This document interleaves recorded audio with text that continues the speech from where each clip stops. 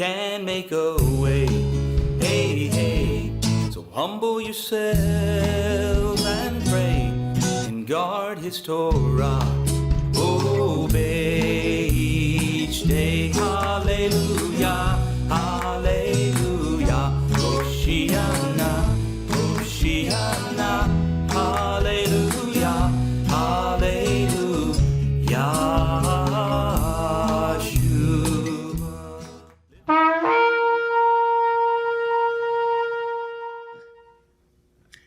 And Moshe said, Hear, O Yisrael, Yahweh your Elohim, Yahweh is one, and you shall love Yahweh your Elohim with all your heart, with all your being, and with all your might. And these words which I am commanding you today shall be in your heart, and you shall impress them upon your children, and shall speak of them when you sit in your house and when you walk by the way, when you lie down and when you rise up, and shall bind them as a sign on your hand, and they shall be as frontlets between your eyes, and you shall write them on the doorposts of your house and on your gates. Shabbat Shalom, everyone. Shabbat Shalom to everyone worshiping with us at home. It's a blessing to be here today, and we're just glad you're able to join us if you're joining us at home, and we're certainly glad to have everybody joining us here today. The name of the message is, Sometimes We Just Want to Love Them to Death. You ever heard somebody say that before? Oh, I just love them to death. Well, it's been said that there is a self-esteem crisis in the young people of America. And many here in America have bought into this lie. You see, we spend much time making sure that we don't damage our children's fragile self-esteem. And most of our children don't have a self-esteem problem. Their self-esteem, as a rule, is in pretty good shape. As a rule, it's in great shape. What you need to understand is that self-esteem and self-image are not the same thing. Okay? They're not the same thing. If you have ever told a child that you're preparing to not spare the rod, let's say, and the child says something like, yeah, and I'll call DFACS, or I'll call 911, or something like that, you're not dealing with a child that has low self-esteem. No, you're not. All right? You are dealing with a child whose self-esteem is such that he or she would put you in jail before they would succumb to your rule should you persist in insisting that they do something other than what they want to do with themselves. All right? And those kids have a much higher self-esteem than they have parental respect. That's right, right? But it's really no wonder. With all of what they're taught in schools and in the media these days, and they'll learn things like, no one has a right to put their hands on you. Now, to a great extent, that's the truth. But it's not all the truth. I mean, that's not all the truth. Special interest groups, primarily with a feminist agenda, have infiltrated the departments of education and have gone to great lengths to make sure that your child's self-esteem takes precedence over the respect of their parents. Sad to say. Turn with me to Isaiah chapter 3. We're going to just read one verse here, and I'm not going to tell you what the verse is yet, because I'd like for everyone to get there at the same time. Isaiah, YHWH, chapter 3. I'm going to be reading from the 1998 ISR, and we're going to be on page 415. All right, is everybody there to Isaiah chapter 3? We're going to look at verse number 12.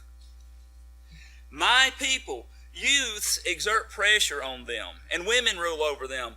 O my people, your leaders lead you astray and swallow the way of your paths. We do not have a self-esteem problem in this country. We have a morality and an education problem. Can I get an amen? All right. While their esteem waxes larger and larger, their morality wanes lesser and lesser, smaller and smaller. But they will tell you that no one has a right to tell them what they can do with their body. It's my body. That does not come from the heart of someone with a low self-esteem. self-respect and self-esteem are not the same thing. Many, not all, but many young people do all kinds of things to their bodies these days that damage their bodies. From sex to drugs to tattoos and mutilations and all kinds of things that cannot be undone. They do all kinds of things because their self-esteem is such that they think that they can do anything that they want without consequence. As a result, they do not show much self-respect or respect for others. We, on the other hand, oftentimes, because of various reasons, simply will not put forth the effort that it takes to demand results. And most of the time, it is because we, quote, love our children so much that we don't want to hurt their feelings. And perhaps if we just express how much we love them, or how disappointed we are in them, or how embarrassed we are, how mad we are, etc., etc., etc., they will see the light and be persuaded to humble themselves in the sight of Yahweh. But guess what? It usually doesn't work. And in the meantime, people are made miserable and children's lives are ruined. We as parents and grandparents have a responsibility to insist on excellence from our children and grandchildren. And we should worry less about self-esteem and worry more about service to Yahweh. And hold them to a level of righteousness and morality, because I can pretty well expect that we're not going to be trying to just hurt our children's self-esteem. All right? I want to take a look in the Scripture today at what happens when we do not hold our children accountable. And we're going to read a lot today, but it's okay because it will be helpful as we look deeply into these families' dynamics to see if we can relate and perhaps learn from others' bad parenting choices. All right? You see, sometimes if we're not careful, we run the risk of loving them to death. Let's all turn together to 1 Samuel chapter 2. 1 Samuel chapter 2. It's going to be on page 280.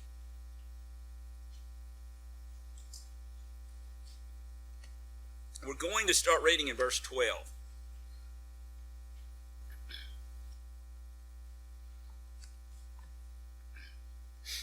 First Samuel chapter 2, verse 12, it says, "And the sons of Ely," now Ely was the high priest. He was serving at the tabernacle in Shiloh. All right. "And the sons of Ely were sons of Belial, as it says in the KJV. They did not know Yahweh." Now, isn't that interesting that you could be in the priesthood, serving in the tabernacle, and not know Yahweh? Evidently it can be. "And the ruling of the priests with the people was that when any man offered a slaughtering, the priest's servant shall come with a 3-pronged flesh hook in his hand while the meat was cooking, and shall thrust it into the basin, or kettle, or cauldron, or pot, and the priest would take for himself all the flesh hook brought up. Thus they did in Shiloh to all the Israelites who came there. Also, before they burned the fat, the priest's servant would come and say to the man who slaughtered, 'Give meat for roasting to the priest, for he does not accept cooked meat from you, but raw.' And if the man said to him, 'Let the fat be burned up first, then take as much as your being desires,' he would then answer him, 'No, but give it to me now, and if not, I shall take it by strength.' And the sin of the young men was very great before Yahweh, for the men despised the offering of Yahweh." See, they were eating the fat that was supposed to go to Yahweh. All right. Now let's skip down to verse 22. "And Eli," you may be used to hearing Eli, "Eli was very old and had heard all his sons were doing to all Yisrael, and how they lay with the women who were assembling at the door of the tent of meeting. And he said to them, 'Why do you do deeds like these? For I hear of your evil deeds from all the people. No, my sons, for it is not a good report that I hear, making the people of Yahweh transgress. If one man sins against another, Elohim shall judge him. But if a man sins against Yahweh, who shall pray for him? But they did not listen to the voice of their father, though Yahweh was pleased to put them to death. Now, we will see this in a moment, but Eli is not really correcting the boys. He's merely trying to reason with them in hopes that they're going to do better. All right? Verse 26. And the young Shemuel was growing in stature and was in favor with Yahweh and also with men. If you'll remember, Shemuel was dedicated by his mother, and that's why he's there at the tabernacle. He's not even a Levite, all right? Much less a son of Aharon. Verse 27. And a man of Elohim came to Eli and said to him, Thus said Yahweh, did I not clearly reveal myself to the house of your father when they were in Mitzrayim, in Pharaoh's house? Even to choose him out of all the tribes of Yisrael to be my priest, to offer upon my altar, to burn incense, and to wear a shoulder garment before me. And did I not give to the house of your father all the offerings of the children of Yisrael made by fire? Why do you kick at my slaughterings and my offerings, which I have commanded in my dwelling place, and esteem your sons above me? See, that's the way Yahweh sees this. To make yourselves fat with the best of all the offerings of Yisrael, my people. See, there is a word from Elohim that Eli has acquiesced to the self-esteem of his unruly and unrighteous sons. You see that? All right. Verse 30. Therefore, Yahweh Elohim of Yisrael declares, I said indeed that your house and the house of your fathers would walk before me forever. But now Yahweh declares, far be it from me, for those who highly esteem me, I highly esteem, and those who despise me are lightly esteemed. See, the days are coming that I shall cut off your arm and the arm of your father's house, so that an old man shall not be found in your house. And you shall see an enemy in my dwelling place, despite all the good which Yahweh does for Yisrael, and there shall not be an old man in your house forever. But any of your men whom I do not cut off from my altar is to consume your eyes and grieve your life. And all the increase of your house die as men. And this is the sign to you that comes upon your two sons, upon Hophni and Phinehas. In one day they are going to die, both of them. And I shall raise up for myself a trustworthy priest who does according to what is in my heart and in my being, and I shall build him a steadfast house, and he shall walk before my anointed forever. And it shall be that everyone who is left in your house shall come and bow down to him for a piece of silver and a cake of bread, and say, please put me in one of the priestly positions to eat a piece of bread. So in essence, Yahweh has declared to Eli that since you have taught your sons to esteem themselves so highly, and in turn esteemed them above Yahweh, they're going to die, and so are you. By bolstering their self-esteem, Eli has loved them to death. The messenger from Elohim just told him so. All right? Now, the first great command is to love Yahweh with all your heart and with all your being and with all your might. He says that his Torah is life to us when we obey it.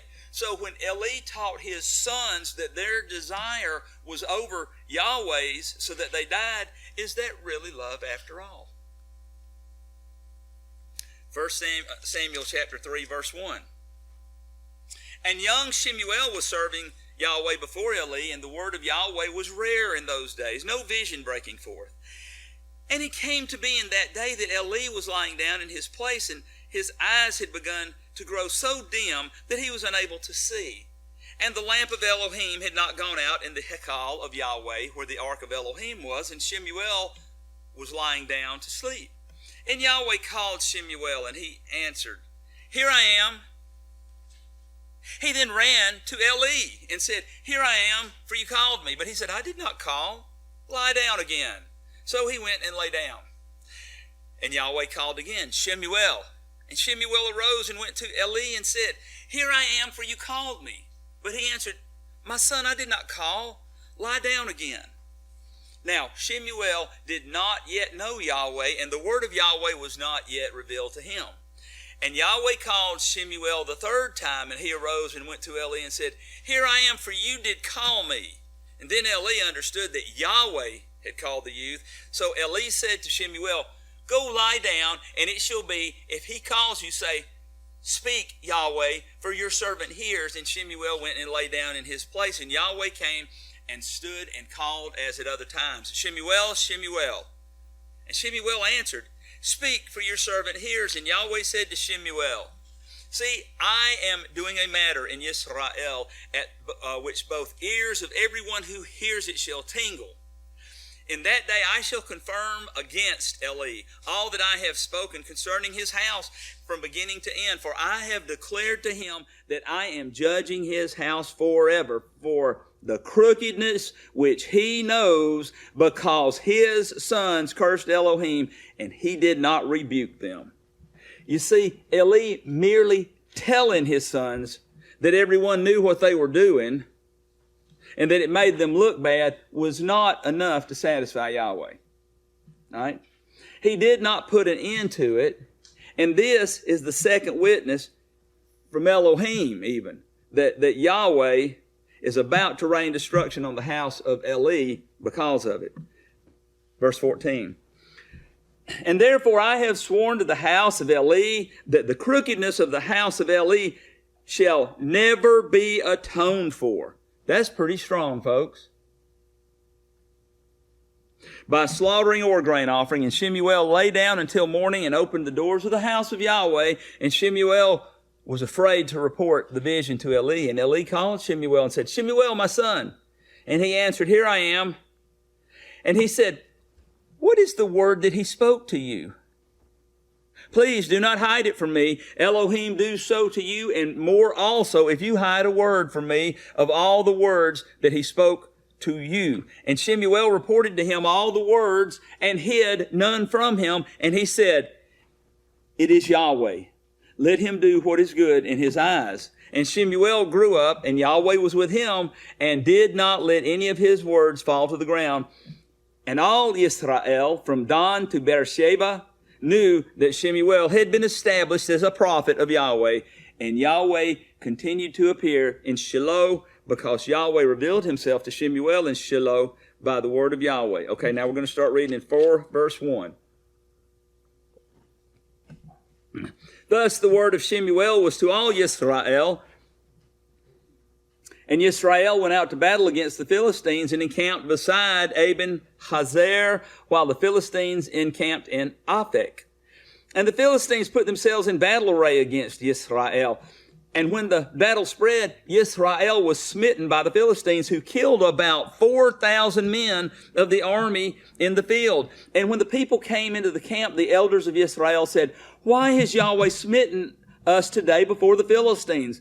Let us bring the ark of the covenant of Yahweh from Shiloh to us, so that he comes into our midst and save us from the hand of our enemies. Just one little side note, folks. You don't use Yahweh as a good luck charm, something to manipulate to get what you want out of him. All right? And that ark was not supposed to be coming out of there at the people's hands. Verse 4. And the people sent to Shiloh, and they brought from there the ark of the covenant of Yahweh of hosts, dwelling between the cherubim. And the two sons of Eli, Hophni and Phinehas, were there with the ark of the covenant of Elohim. And when the ark of the covenant of Elohim came into the camp, all Yisrael shouted so loudly that the earth shook. And when the Philistines heard the noise of the shout, they said, What is the noise of this great shout in the camp of the Hebrews? And when they knew that the ark of Yahweh had come into the camp, the Philistines were afraid, for they said, Elohim has come into the camp. And they said, Woe to us, for it has never been like this before. Woe to us. Who shall deliver us from the hand of these mighty Elohim? These are the Elohim who smote the Mitzrites with all the plagues of the wilderness. Be strong and be men, you Philistines, that you do not become servants of the Hebrews as they have been to you. Be men and fight. And the Philistines fought, and Yisrael was smitten, and every man fled to his tent. And the slaughter was very great, and there fell of Israel, 30,000 foot soldiers. And the ark of Elohim was captured, and the two sons of Ely died, Hophni and Phinehas. And a man of Benjamin ran from the battle line the same day and came to Shiloh with his garment torn and dirt on his head. And he came in and saw Ely sitting on a seat by the wayside watching, for his heart trembled for the ark of Elohim. And the man came into the city and reported it, and all the city cried out. And Ely heard the noise of the outcry and said, "What is the noise of this uproar?" And the man came hastily and informed Ely. Now, Ely was 98 years old, and his eyes were so dim that he was unable to see. And the man said to Ely, "I am he who came from the battle, and I fled today from the battle line." And he said, "What was the matter, my son?" And the messenger answered and said, "Yisrael has fled before the Philistines, and there has been a great slaughter among the people. And your two sons have died, Hophni and Phinehas, and the ark of Elohim has been captured." And it came to be, when he made mention of the ark of Elohim, that Ely fell off the seat backward by the side of the gate, and his neck was broken, and he died, for the man was old and heavy, and he ruled Israel 40 years. And his daughter-in-law, Phinehas' wife, was pregnant, about to bear, and when she heard the news that the ark of Elohim was captured, and that her father-in-law and her husband were dead, she bowed herself and gave birth, because her pains came upon her. And about the time of her death, the woman who stood by her said, "Do not fear, for you have borne a son." But she did not answer, nor did she set her heart to it. And she called the child Ichabod, saying, "The esteem has departed from Israel, because of the ark of Elohim was taken, and because of her father-in-law and her husband." How would you like to be named for that? And she said, "The esteem has departed from Yisrael, for the ark of Elohim was taken." Ely did not make his sons accountable, and he did not intervene so as to make them stop. And all he really did was give them a little talking to. And for whatever reason, he loved them to death. We don't want to love our children or our grandchildren to death. Okay.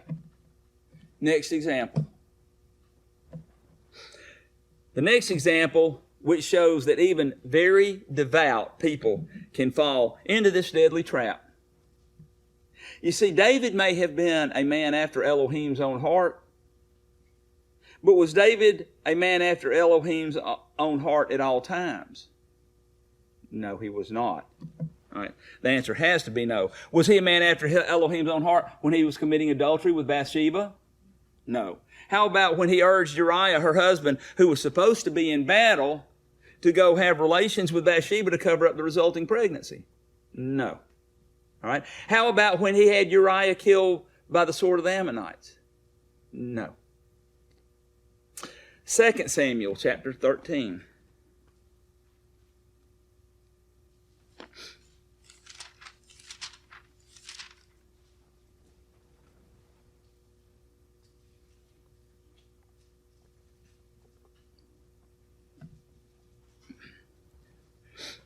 Now, I know it's not popular to talk about David's shortcomings.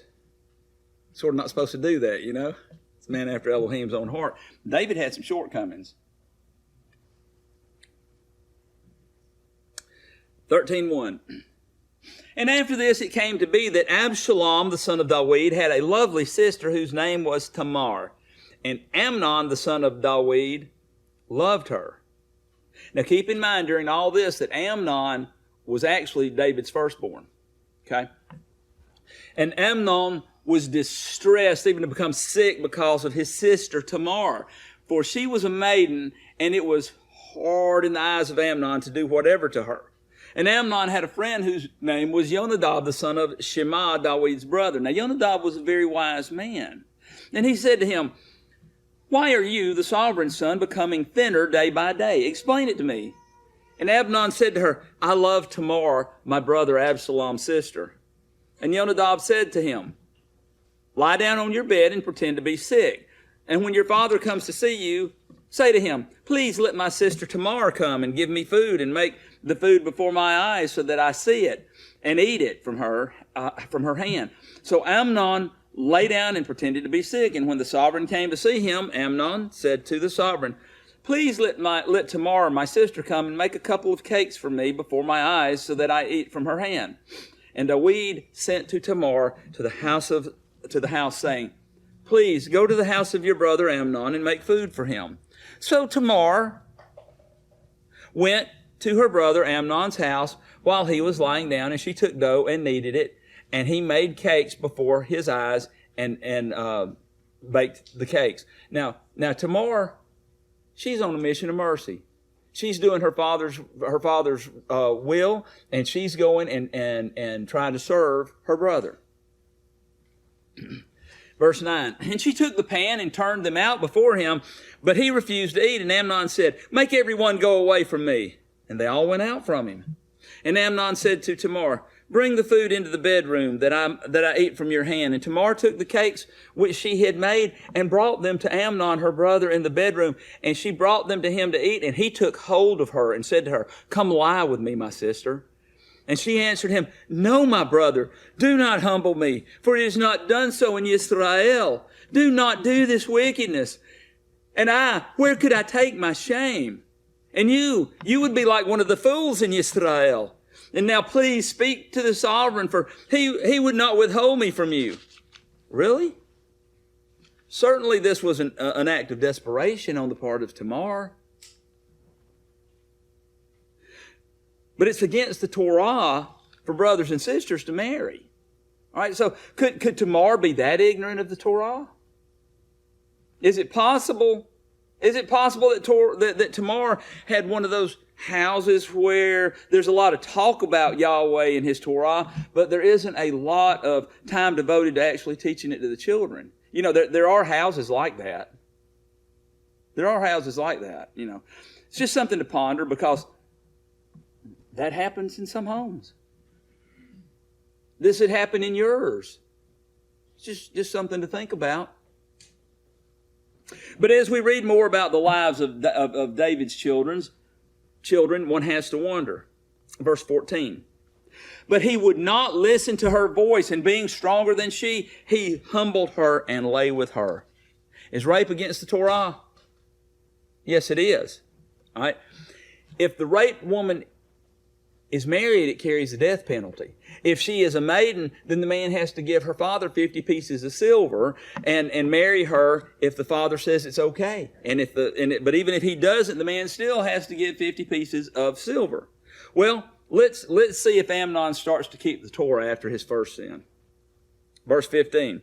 Amnon then hated her exceedingly, so that the hatred with which he hated her was greater than the love with which he had loved her. And Amnon said to her, arise, go. See, Amnon got what he wanted and started to think about the consequences. And she said to him, no, for this evil of sending me away is worse than the other you have done to me. But he would not listen to her, and he called his young man serving him and said, now put this one out away from me and bolt the door behind her. And she had on a long coat, for the sovereign's maidens' daughters wore such garments. And his servant put her out and bolted the door behind her. And Tamar put ashes on her head and tore her long coat that was on her and put her hand on her head and went crying bitterly. This is a heart-wrenching situation right here. What happened to this girl? And Absalom, her brother, said to her, has Amnon your brother been with you? But now, keep silent, my sister. He is your brother. Do not take this matter to heart. So Tamar remained in the house of her brother Absalom, but was, what's that next word? Ruined. And sovereign Dawid heard all these reports. That's kind of like Eli, isn't it? Eli heard about all these reports. And he was very wroth. Ooh, David got really mad. He might even stomped his feet. Parents, have you ever gotten really mad at one of your children? Well, David got really mad. But guess what? David may have become very wroth, but there's no indication that he ever did anything to hold Amnon accountable for his sin against Yahweh, against Tamar, and against David. In other words, the king and the father did not seek to make sure that Yahweh's right rulings were carried out. Amen? All right? He did not take proper care of Tamar, nor punish his firstborn son. He just got what? Mad. And Tamar remained in Absalom's house. Verse 22. And Absalom spoke to his brother Amnon neither good nor evil, for Absalom hated Amnon because he had humbled his sister Tamar. And it came to be after 2 years that Absalom had sheep shearers in Baal Hatzor, which is beside Ephraim, and Absalom invited all the sons of the sovereign. And Absalom came to the sovereign and said, "See, your servant has sheep shearers. Please let the sovereign and his servants go with your servant." But the sovereign said to Absalom, "No, my son, let us not all go now, lest we be too heavy on you." And he urged him, but he would not go. And he blessed him. And Absalom said, "If not, please let my brother Amnon go with us." And the sovereign said to him, "Why should he go with you?" See, David was suspicious that Absalom was up to no good, I think. All right? He had to know that Absalom had not even so much as spoken to Amnon in 2 years. That kind of thing gets around in a family. All right? Verse 27. And Absalom urged him, "Oh, come on, Dad, you never let us have any fun." So, he let Amnon and all the sons of the sovereign go with him. David could not say no to his child. And Absalom had commanded his servants, saying, "Watch, and when the heart of Amnon is glad with wine, and I shall say to you, smite Amnon, then kill him, and do not be afraid. Have I not commanded you? Be strong and brave." Just a little side note to give you an idea of just how high Absalom's self-esteem was. Is this not the exact same language that Yahweh spoke to Joshua when he sent him into the land? Be strong and courageous. Have I not commanded you? And Absalom is using it here. Verse 29. Then the servants of Absalom did to Amnon as Absalom had commanded. David loved Amnon to death. Then all the sons of the sovereign rose up. Each one mounted his mule and fled. And it came to be while they were on their way that news came to David, saying, "Absalom has smitten all of the sons of the sovereign, and not one of them is left." See, sometimes the story grows, you know. And the sovereign rose up and tore his garments and lay on the ground. And all his servants stood by with their garments torn. And Jonadab, the son of Shema, David's brother, answered and said, "Do not let my master say they have killed all the young men, the sons of the sovereign, for only Amnon is dead. For by the command of Absalom, this has been appointed from the day he humbled his sister Tamar." That's why this happened, Buster.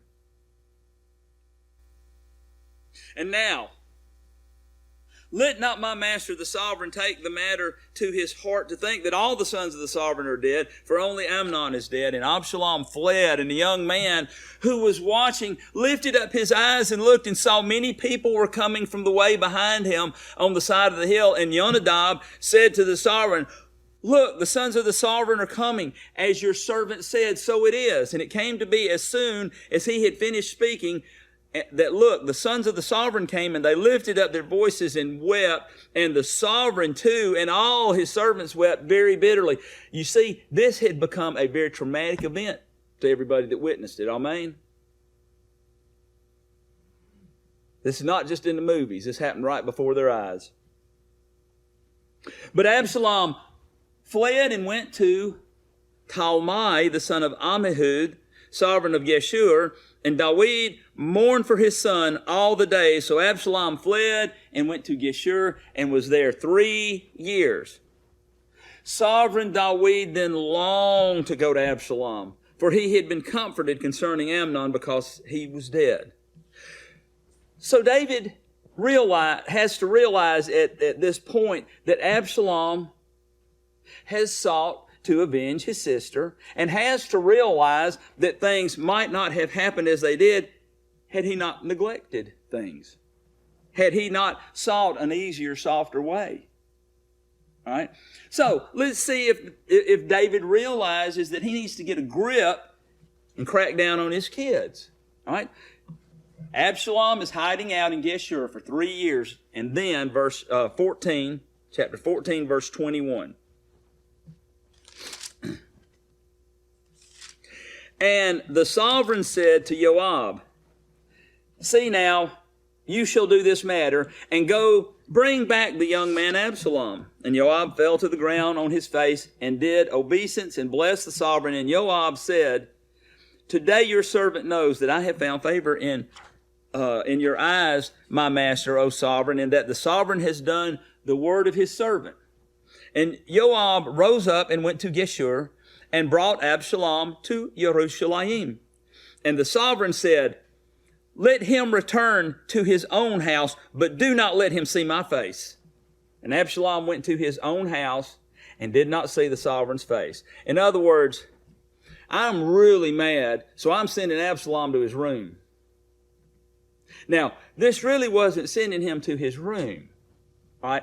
Absalom had a lot more freedom than that. And I'm sure that the king's son probably lived in a pretty nice house.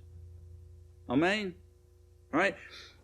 This would be a lot more like sending your kid to the guest house where they have their video games and their cell phones and their social media accounts, and all their friends are still coming over to visit, etc., etc. That's a lot more of what this is like. All right? Verse 25. And in all Yisrael, there was no one who was praised as much as Absalom for his good looks. How about that?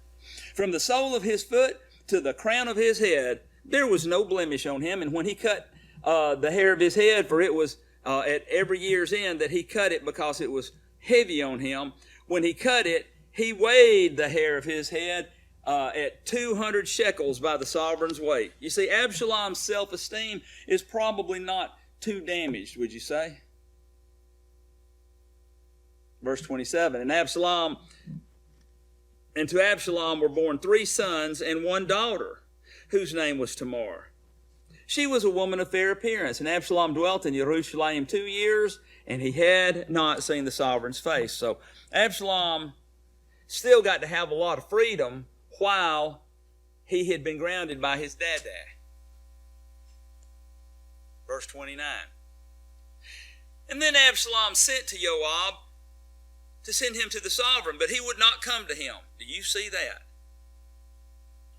And he sent again the second time, but he would not come. And he said to his servants, "See, Joab's field is near mine, and there's barley there. Go set it on fire." Absalom's servant set it on fire.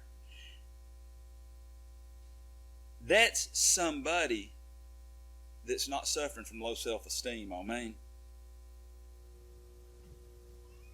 And then Joab rose up and came to the house of Absalom and said to him, "Why have your servant set my field on fire?" And Absalom said to Joab, "Look, I sent to you saying, 'Come here,' so that I send you to the sovereign to say, 'Why have I come from Geshur? It was good for me while I was there. And now let me see the sovereign's face, and if there is any crookedness in me, then you shall put me to death.'" So Absalom had his servants commit an act of vandalism so as to get his way. The boy has got self-esteem. Then Joab went to the sovereign and informed him, and he called Absalom, and he came to the sovereign and bowed himself on his face to the ground before the sovereign. Then the sovereign kissed Absalom. "Come here, son. Though you have neither been corrected nor corrected your ways, Dada has decided not to be mad anymore. And I hope that you have learned your lesson.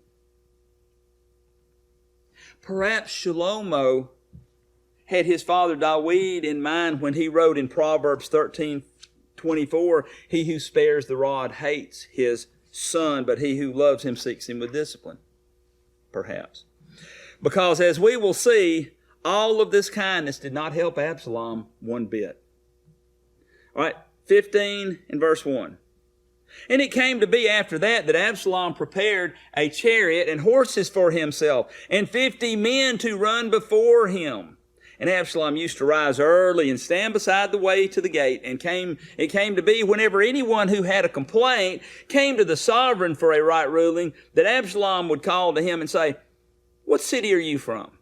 And when they said, "Your servant is from such and such tribe of Israel," Absalom would say to him, "Look, your matters are good and right, but you have nobody from the sovereign to hear you." And Absalom would say, "Oh, that I were made judge in the land, and everyone who has any complaint or case would come to me, and I shall let right be done to him." And it came to be whenever anyone came near him to bow down to him, that he would put out his hand and take him and kiss him. And Absalom did this to all Israel who came to the sovereign for right ruling, and Absalom stole the hearts of the men of Israel. And it came to be at the end of 4 years that Absalom said to the sovereign, "Please let me go to Hebron and pay the vow which I vowed to Yahweh. For your servant vowed a vow while I dwelt in Geshur in Aram, saying, if Yahweh indeed brings me back to Jerusalem, then I shall serve Yahweh." And the sovereign said to him, "Go in peace." And he rose and went to Hebron. But Absalom sent spies throughout all the tribes of Israel, saying, "As soon as you hear the sound of the ram's horn, then you shall say, Absalom is sovereign in Hebron." And with Absalom went 200 men from Jerusalem who were invited, and they went along unsuspectingly and did not know the matter at all. Absalom also sent for Ahithophel, the Gileonite, counselor of David, from his city, from Gilo, while he was bringing offerings. And it came to be that the conspiracy became strong for the people, and Absalom kept increasing. Then a messenger came to David, saying, "The hearts of the men of Israel are with Absalom." And David said to all his servants who were with him at Jerusalem, "Rise up and let us flee. Let us flee. For none of us shall escape from Absalom. Go in haste, lest he overtake us quickly and bring evil upon us and smite the city with the edge of the sword." Okay, now skip down to 16:20. And Absalom said to Ahithophel, "Give your advice. What should we do?" And Ahithophel said to Absalom, "Go to your father's concubines, whom he has left to look after his house, and all Israel shall hear that you have made yourself a stench to your father, and the hands of all who are with you shall be strong."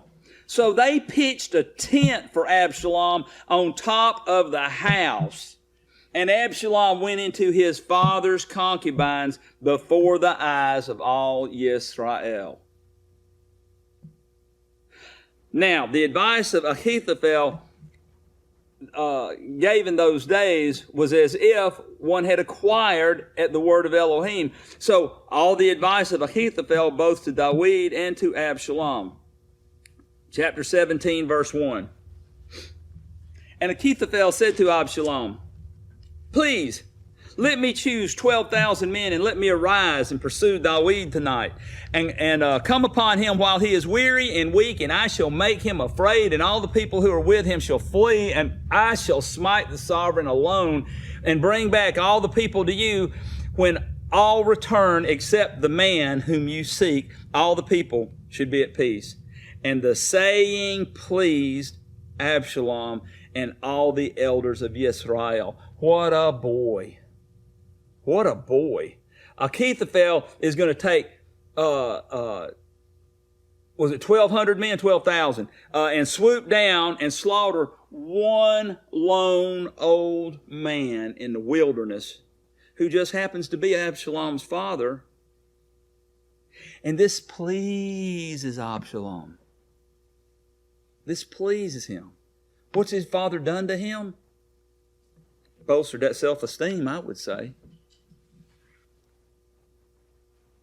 Have you noticed that Absalom usually has others to do his dirty work for him? He's a skunk. 18 verse 1. And David mustered the people who were with him and set commanders of thousands and commanders of hundreds over them. And David sent out 1/3 of the people under the hand of Joab and 1/3 under the hand of Abishai, son of Zeruiah, Joab's brother, and 1/3 under the hand of Ittai the Gittite.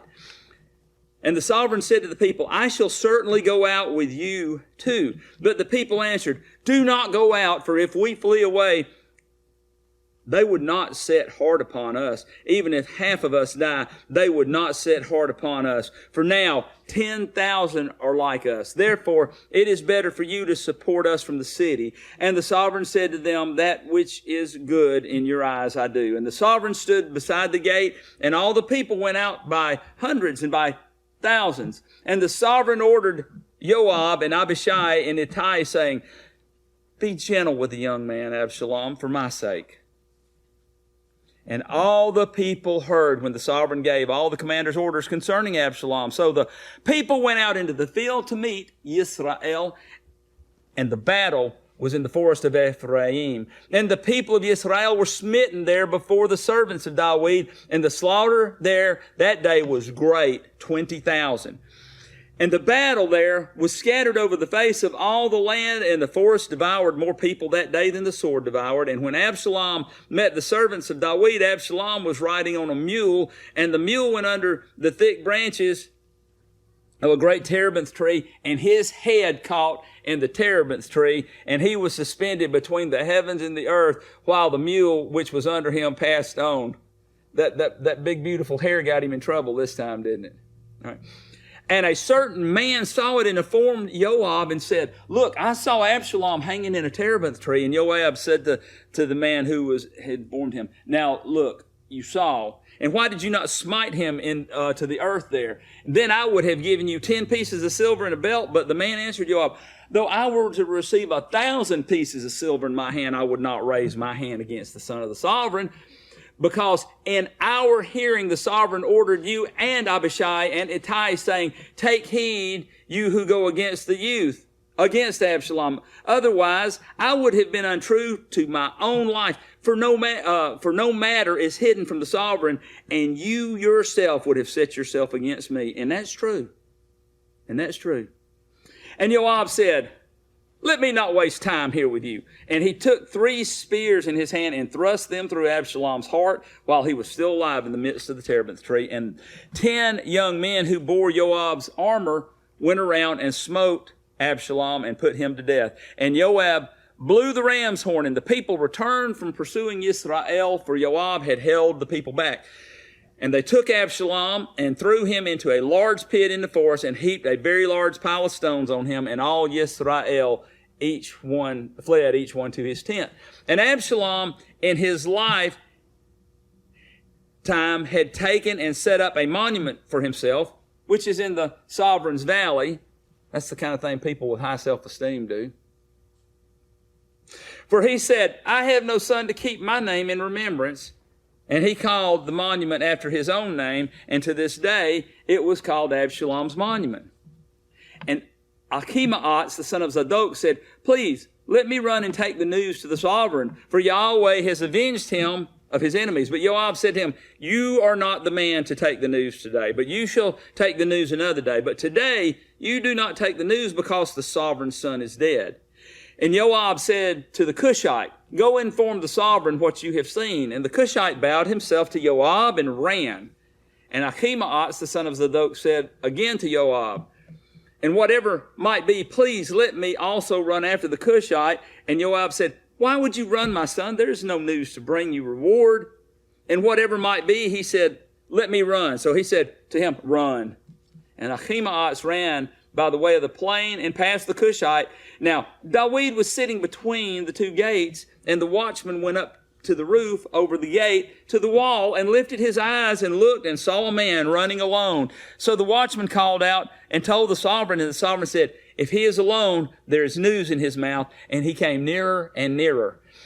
And the watchman saw another man running, and the watchman called out to the gatekeeper and said, see, a man running by himself. And the sovereign said, this one is also bringing news. And the watchman said, I see the running of the first is like the running of Ahimaaz, the son of Zadok. And the sovereign said, this is a good man, and he comes with good news. He's about to get disappointed. And Ahimaaz called out and said to the sovereign, peace.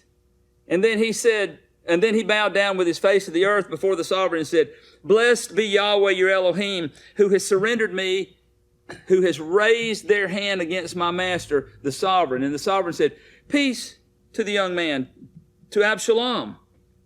And Ahimaaz answered, when Joab sent the sovereign's servant and me, your servant, I saw a great crowd, but I did not know why. And the sovereign said, turn aside and stand there. And he turned aside and stood still. And see, the Cushite came, and the Cushite said, receive news, my master, the sovereign, for Yahweh has avenged you this day of all those who rose against you. And the sovereign said to the Cushite, peace to the young man, to Absalom.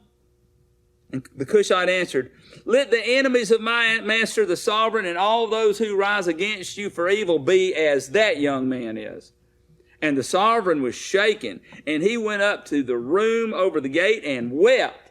And as he went, he said this, oh, my son Absalom, my son, Absalom, if only I had died instead of you. Oh, Absalom, my son, my son. And it was reported to Joab. See, the sovereign is weeping and mourning for Absalom. Do you remember what Absalom just got through doing? He's tried to kill his father. He has humiliated his father by going into his father's wives in front of everyone and tried to take the throne by deceit and by force. 19 verse 1. And it was reported to Joab, see, the sovereign is weeping and mourning for Absalom. And the deliverance that day was turned into mourning for all the people, for the people heard on that day saying, the sovereign has been grieved for his son.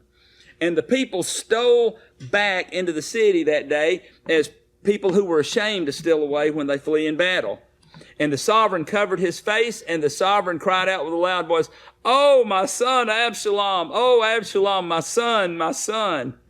And Joab came into the house of the sovereign. He said, today you have put to shame all your servants who today have saved your life and the lives of your sons and daughters and the lives of your wives and the lives of your concubines by loving those who hate you and by hating those who love you. For you have made it clear today that you have neither commanders nor servants. For today I know that if Absalom had lived and all of us had died today, then it would be right in your eyes.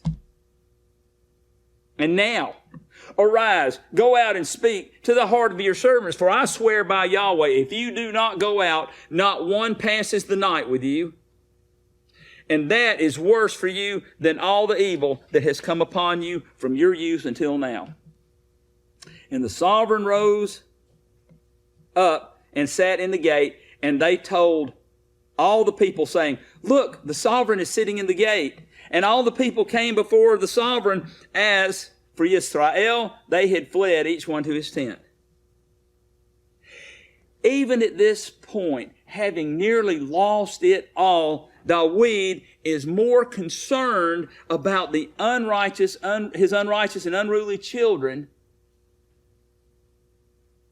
more than all the devoted people who served David his whole reign. And so, we see in this story, Amnon did not honor his father and mother or Yahweh. And certainly not the maiden daughter of the sovereign of Israel. Amen? Right? He brought dishonor on everyone concerned, and it cost him his life. He did not love Yahweh with all his heart and with all his being and with all his strength, and he did not love his neighbor as himself. But his self-esteem was pretty high. And he deceived, and he took what he wanted. Absalom did not honor his father and mother, or Yahweh. He did not esteem the sovereign who sat on the throne. You know, David wouldn't even touch Shaul, who was trying to kill him, because he was the anointed of Elohim. Remember? Absalom's not got that level of honor. And he did not love Yahweh with all his heart and with all his being and all his might. And he didn't love his neighbor and himself. But his self-esteem was off the chart. Can I get an amen? After reading all this, we would do well to ask ourselves if there's anything that we might learn from the failures of the high priest and the king of Israel, with regard to how to train up our children and our grandchildren to be people who love Yahweh and not just people that love Yahweh, but love Yahweh with all their hearts and with all their beings and with all their strength. Amen? Do you think maybe in retrospect that Dawid and Eli and their children might have all done better if the parents had put forth the effort? Is there anything we might learn from the failures of the high priest and the sovereign of Israel? Our last passage today is Matthew chapter 10. Matthew chapter 10. We're going to start reading in verse 34, and we are going to be at the bottom of page 927.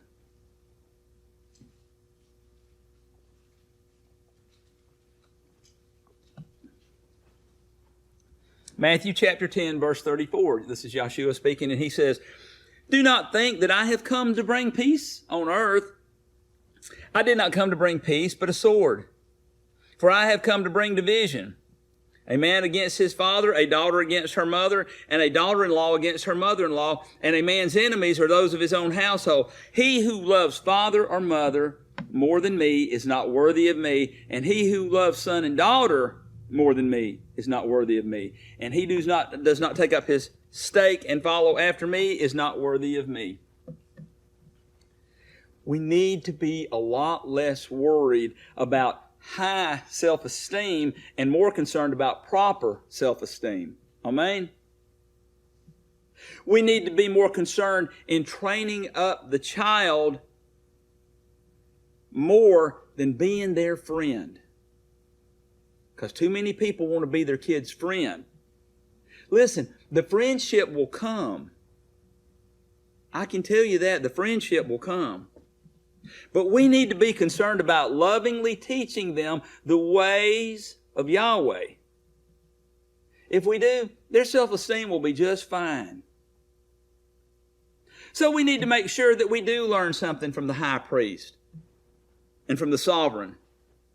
And that is to raise the children up in the way that they should go, to love Yahweh with all their heart, with all their being, and with all their might. You know why?